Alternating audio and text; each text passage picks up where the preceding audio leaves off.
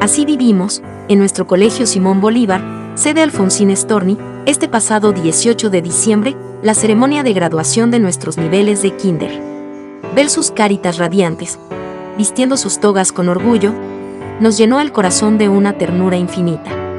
Entre aplausos emocionados y lágrimas de orgullo de sus familias, celebramos el fin de su primera gran etapa escolar. Hoy, estos pequeños gigantes dejan atrás los juegos del jardín para caminar con valentía hacia la educación básica. Nos despedimos con mucha felicidad, sabiendo que llevan sus mochilas cargadas de curiosidad y nuevas amistades. Felicidades, queridos niños.